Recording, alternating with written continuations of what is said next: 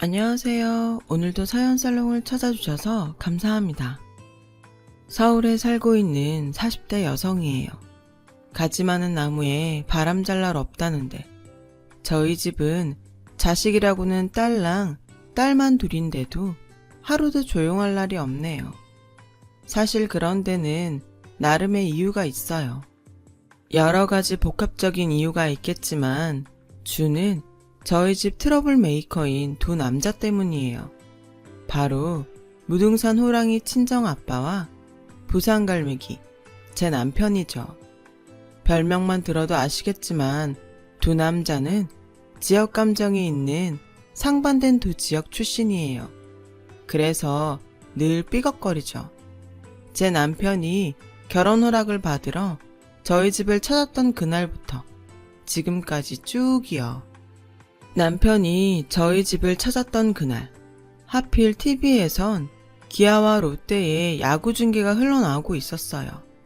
술상을 앞에 놓고 야구 중계를 보던 두 남자는 자신이 응원하는 팀 선수의 활약에 따라 희비가 오갔고, 그러다가 빈볼 시비가 붙자 결국 일촉즉발 상황까지 다다르게 되었죠.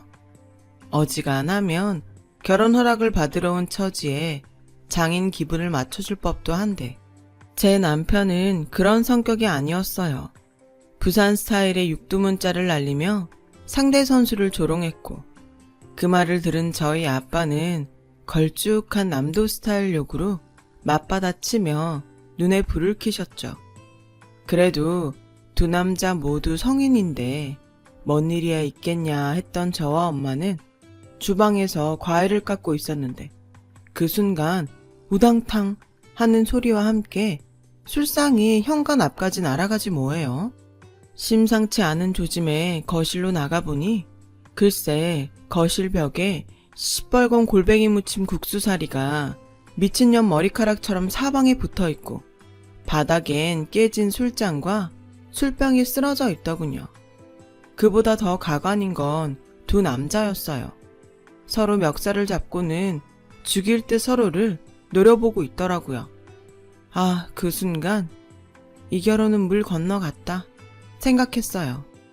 이 시방 뭐라 했냐? 실수?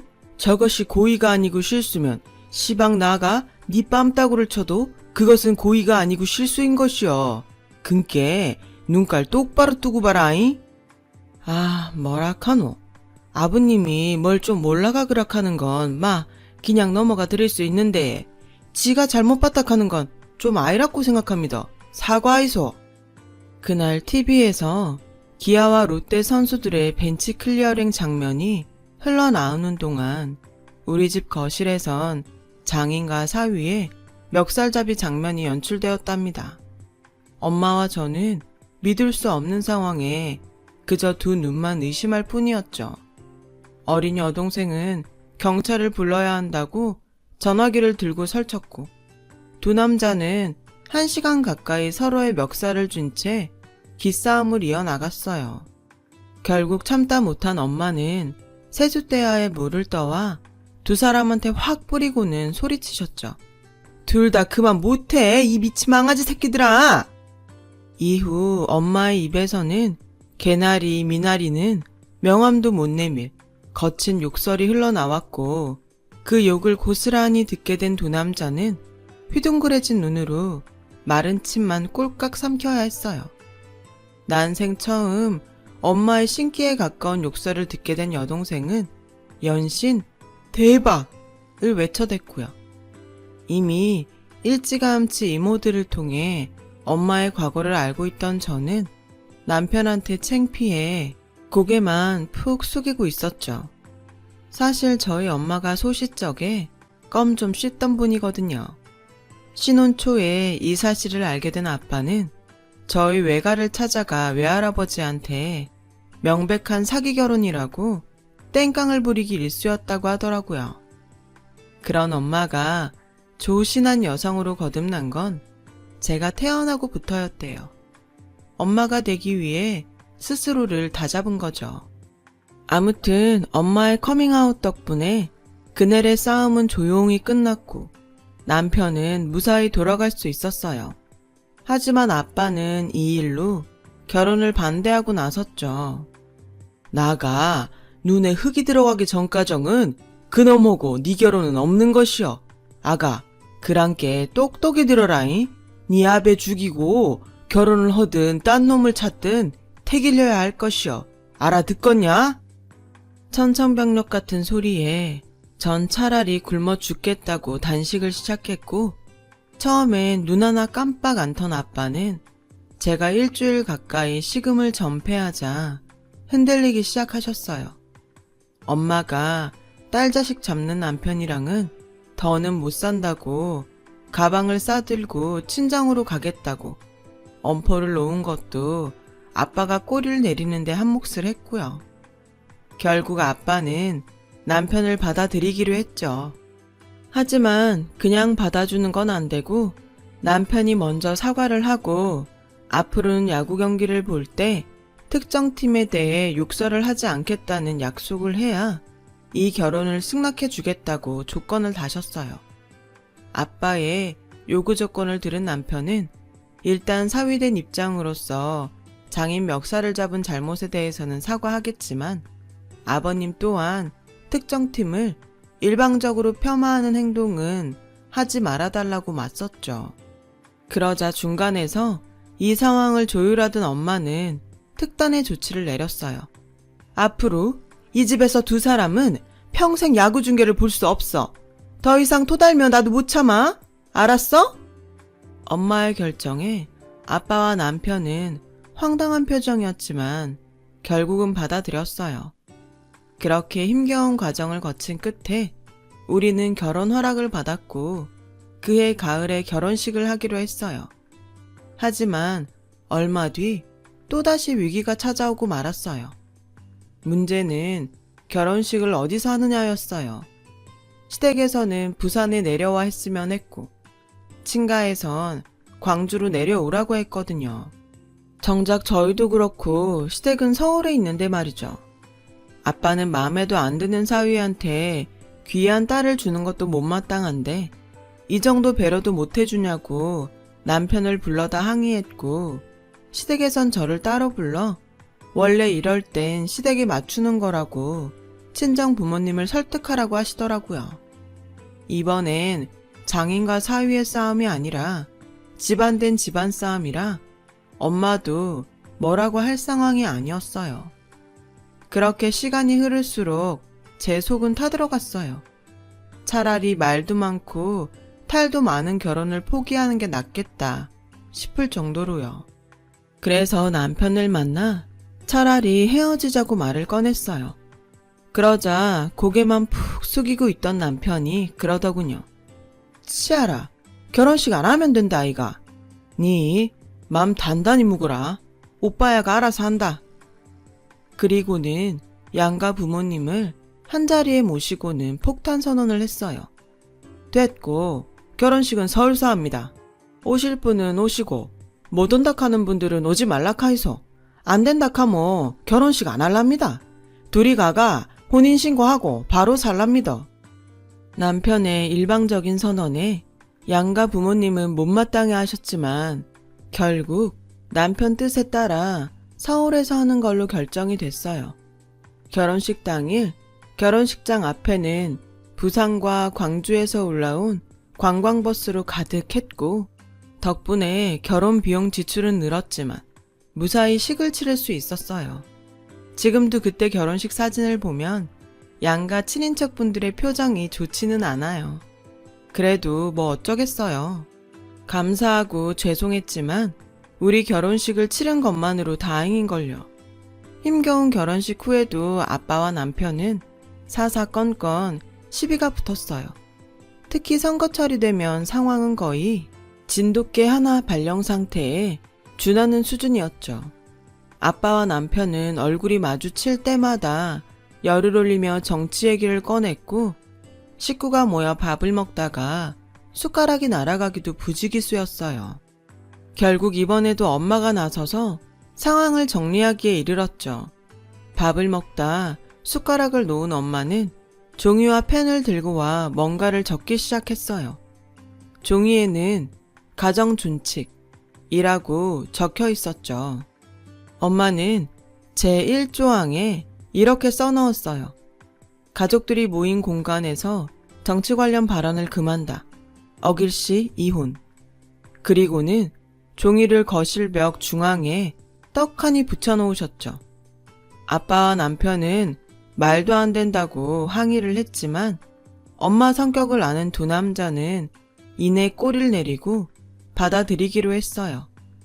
이렇게 시작된 우리 집의 가정준칙은 나날이 조항이 늘어만 갔고 1년도 안 돼 종이가 꽉 차서 그 위에 새 종이를 덧붙여야 했죠.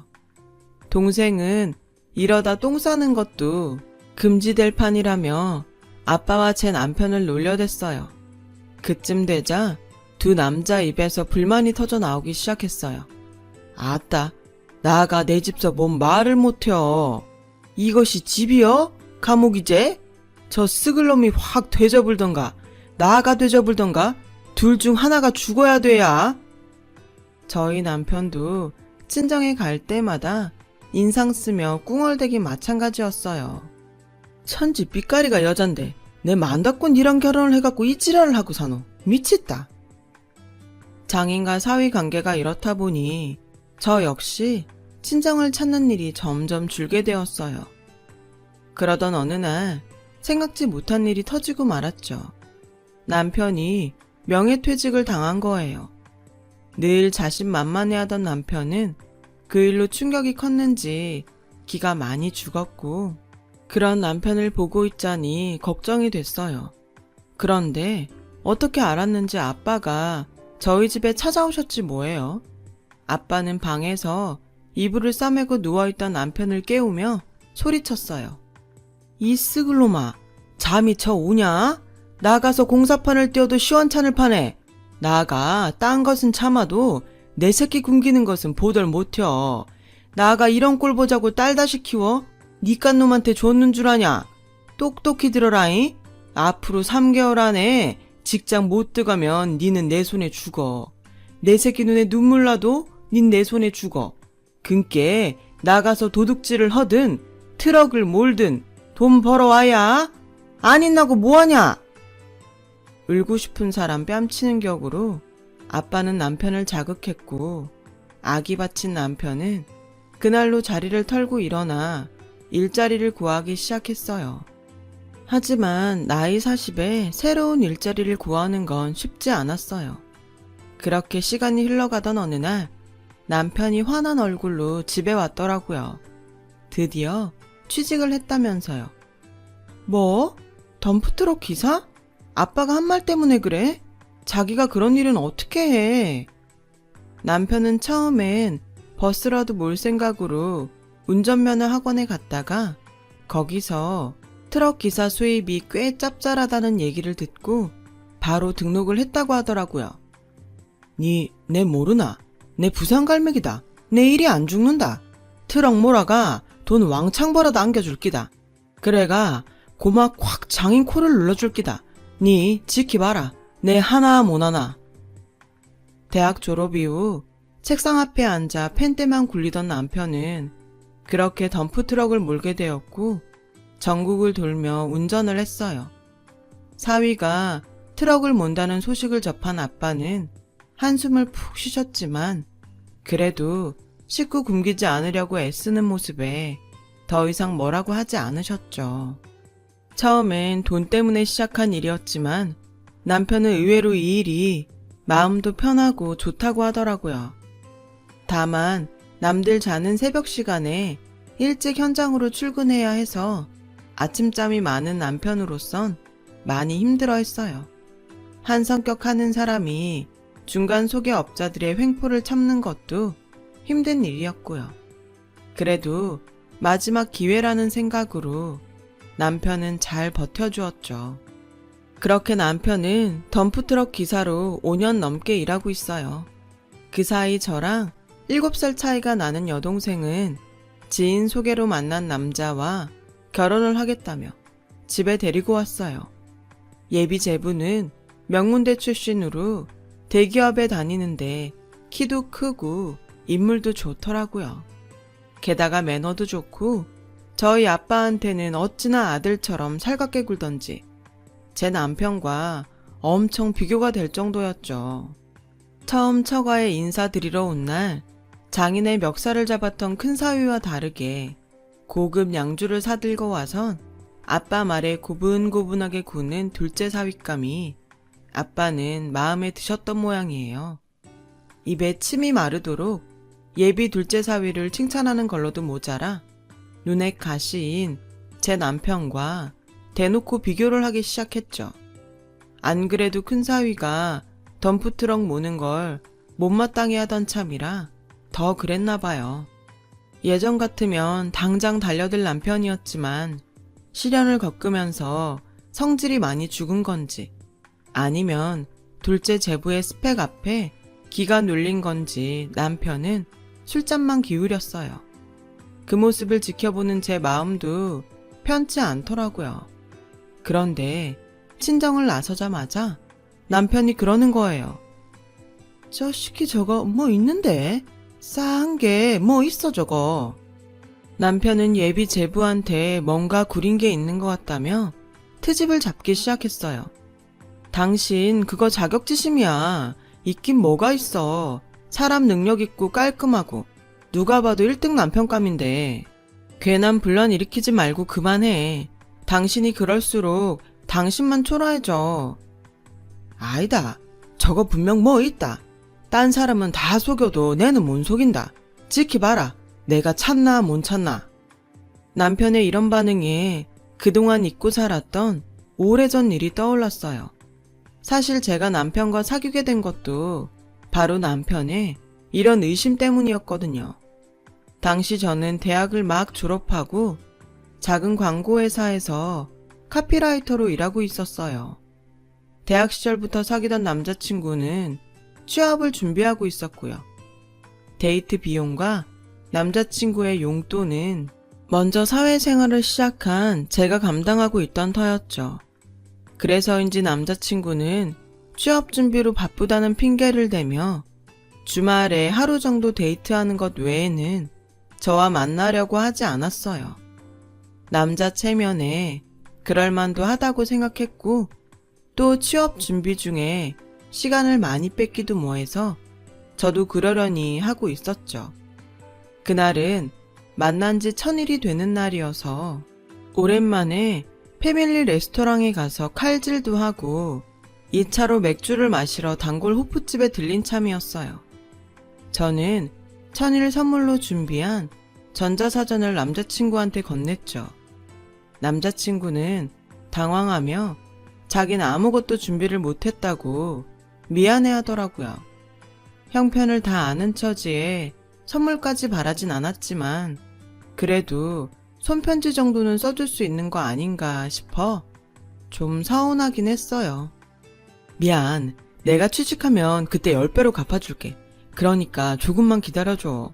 근데 자기야, 요즘 퇴근 몇 시에 해? 퇴근하고 헬스장 다닌다고 했지? 운동 안 빠지고 잘하고 있어? 헬스? 다니긴 하는데 퇴근하고 나면 피곤해서 자주 안 가게 되네. 그건 왜? 아니, 건강관리 잘하나 해서. 운동 안 갈 땐 퇴근 후에 뭐해? 사람들 만나? 종로나 해화동에서? 제 일과를 캐묻는 남자친구의 행동에 혹시 내가 딴 남자한테 눈 돌릴까봐 걱정하는 게 아닐까 생각했어요. 그래서 안심시켜줄 요량으로 다이어리를 보여주며 일정을 알려줬죠. 그제야 남자친구는 안심이 되는지 잠깐 화장실에 다녀오겠다고 하더군요. 그렇게 화장실에 간 남친을 기다리는데 시간이 흘렀는데도 안 오는 거예요. 그때였죠. 옆 테이블에 앉아있던 남자가 저 들으라는 듯 그러는 거예요. 바이다. 전마 저거 100% 여자 있다. 저기요. 고마 치아 부소. 난데없는 참견에 저는 기분이 확 나빠졌어요. 그쪽이 뭔데 참견이에요? 나 알아요? 웃겨 정말. 내기할까요? 전마 지금 딴 여자랑 통화하고 있을 깁니다. 왜 그 짝 스케줄 물었는지 알아요? 그 짝 피할라고 딴 여자랑 있는 거 안 들킬라고 그래가 물어본 거예요. 내 말 못 믿겠어요.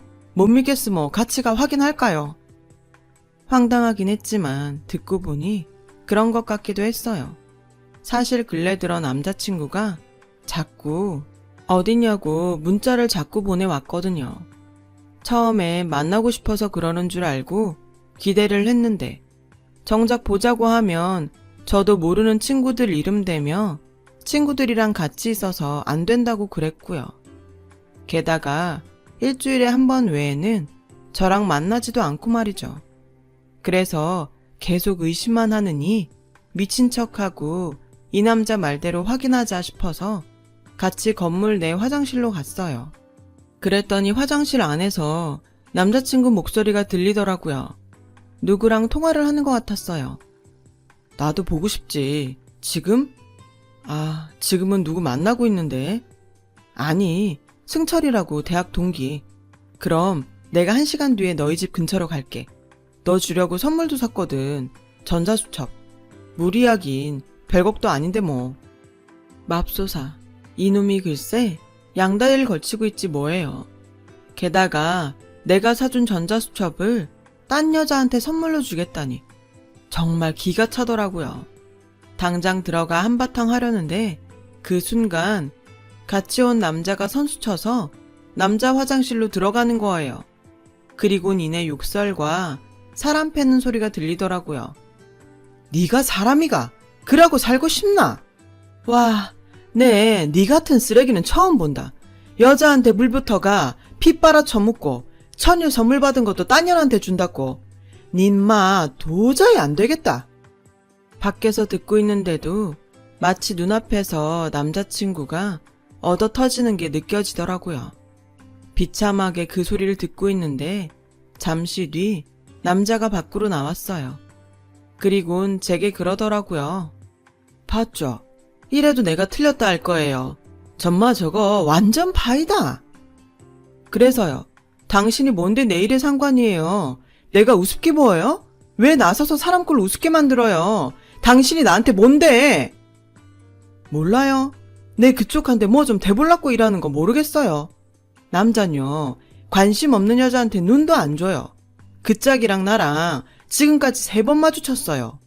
내가 이 호프집에 뭐 하려고 혼자 오는데 그 짝 만나려고 오는데 매주 토요일 그 짝이 여기 오니까 내도 여기 온다고 딱 잘라 말할게요. 내랑 딱 5번만 만나요. 그래도 안 땡기면 그때 내가 그만둘게. 그 짝 포기하고 깔끔하게 돌아설게. 어때요? 나 한번 안 만나볼랍니까?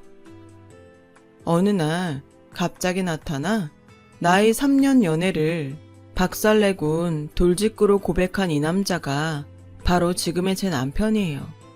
그날 일을 계기로 남편과는 약속대로 5번의 만남을 가졌고 이후로는 연인 사이로 발전을 했어요. 거칠고 무대뽀지만 남편은 제게 늘 솔직했고 늘 한결같은 사람이죠. 그런 남편이 예비 제부를 의심한다니 솔직히 걱정이 되긴 했어요. 제 남편이 그쪽으로 촉이 발달했거든요. 거기다 의심이 가기 시작하면 뻗치기를 하며 끝까지 매달려 증거를 잡아내는 성격이기도 했고요. 아니나 다를까 남편은 일도 접고 예비 제부의 뒤를 밟기 시작했어요. 새벽에 나가서 밤 늦게야 돌아오곤 했죠. 일할 때는 그렇게 힘들게 일어나던 사람이 이럴 땐 안 깨워도 자동으로 일어나더라고요. 얼마 뒤 예비 시댁에서 결혼 승낙을 받은 여동생은 상견례 날짜를 잡았어요. 그때까지도 남편은 변변한 증거를 못 찾았는지 예비 제부 뒤를 따라다니며 뻗치기만 주구장창하고 있더라고요. 그 모습이 안쓰럽고 답답하기도 했어요. 이제 그만해. 아닌 거야. 뭐가 없으니까 그렇게 파도 안 나오지. 제발 부탁이니까 상견례만큼은 조용히 지나가자. 그리고 일은 안 해? 돈 안 벌어? 그동안 꾹 참아온 저는 아침 일찍 나서는 남편의 등짝을 때리며 한 소리 했어요. 그런데도 이 인간은 들은 척도 안 하고 나가더라고요. 의심도 병이란 말이 딱이었죠. 그렇게 시간은 지나 동생의 상견례 날이 되었어요. 혹시라도 남편이 엄한 짓을 할까봐 내심 걱정을 하고 있었는데 의외로 남편이 잠잠하더라고요. 부모님을 모시고 상견례를 하기로 한 한정식 집에 막 들어섰는데 이미 예비 사돈댁 분들이 와 계시더라고요. 그래서 가볍게 인사를 하곤 다들 자리를 잡고 앉았어요. 잠시 뒤 종업원이 와서 주문을 받았어요.